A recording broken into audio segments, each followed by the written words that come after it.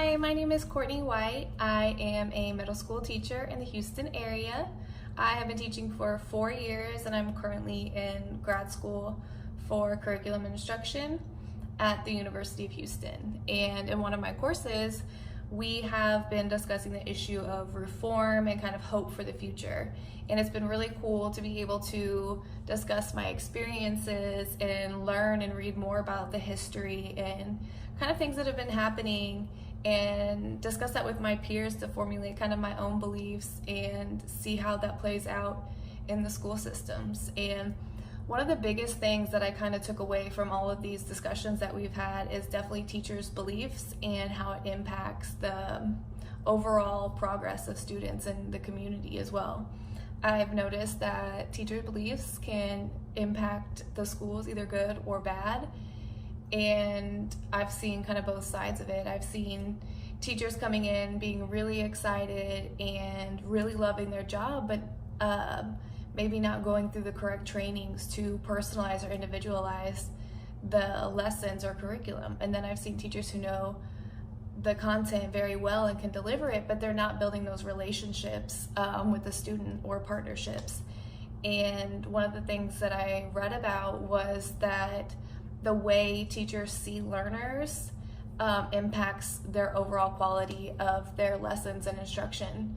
So if they're seeing these students as just information takers, or just kind of like I'm the leader and they're gonna listen to me, then these students are only getting information from them. Whereas you should see these students as partners or clients, and you're wanting to help them, you're wanting to see them get better. And if you have a client or a partner, you're gonna build them up and you're gonna do what it takes to make them better because you believe that they can. You just are that person that's working with them to get them there. And I've definitely seen how that makes such a big difference. When you have this role as I'm the teacher and this is what I believe, students feel like they don't have a voice or they don't have any choice in their learning. They're just there and the teacher's telling them what to do, and that's kind of how they think it works. And when I was in high school, I had similar experiences with teachers. It was just kind of like you sat down, you were quiet, you didn't ask questions, you just listened, and if you were smart, you passed, and if you weren't, you needed to stay after, you needed extra help, and that's kind of the way it was.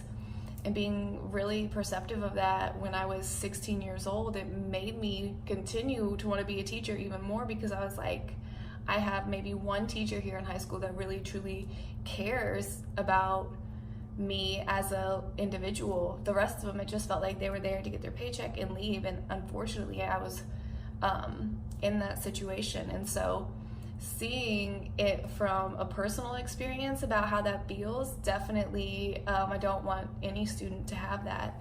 So I try my best to make sure that even if I don't have all the resources, I'm reaching out to teachers for help.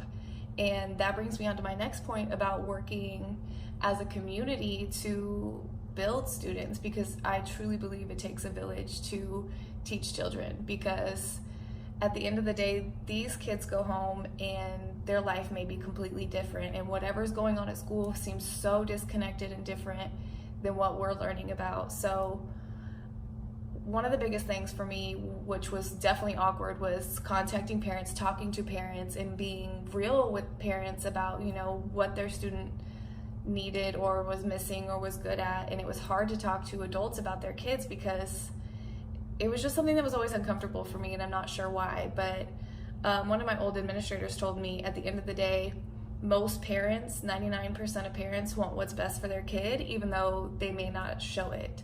So keeping that in mind, I definitely always tried to let teachers know or let parents know that I was on their side and I truly cared about their kid and I wanted what was best for them at the end of the day. Even if they were acting crazy in my class, I was working with them in partnership to help them succeed. And another thing is working with teachers, working with your community.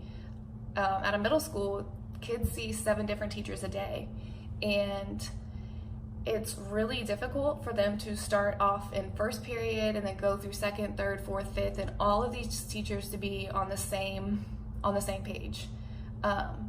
But when you have an individual student that you know has a lot of needs or is struggling in school, all 7 of those teachers need to be working together and talking about, this is what I've noticed in this class, this student responds well to this, and this is what I've seen worked, and here's how we can help this student. And that student also needs to know all 7 of my teachers at the end of the day want what's best. And I think when that is persuaded through the building, through the student, and through the parents, it makes the whole learning experience better, because the child knows, okay, I have mom on my side, teachers, all the staff members here, the principals all want what's best for me.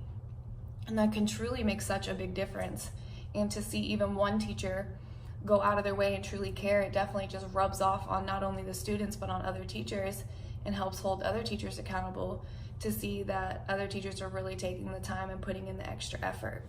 So I've kind of experienced both sides as a student and also working in the schools and kind of seeing how that works. But I also know that only 4 years in, that there's so many more things to learn and experience, and you think that you've seen every student, you think that you've seen every need and every type of situation and heard every story, but every single year there's something new that happens, and there's something new or a new way to teach or a new idea that is going to be implemented in schools. And so it's always just important that you are taking that time to learn about the individual, learn the student, and work with your community to uplift that student and just show them that you really care. And I think at the end of the day, if the teacher truly cares and the student, you can show the student that you really care, then I think that alone will make such a big difference. And if teachers just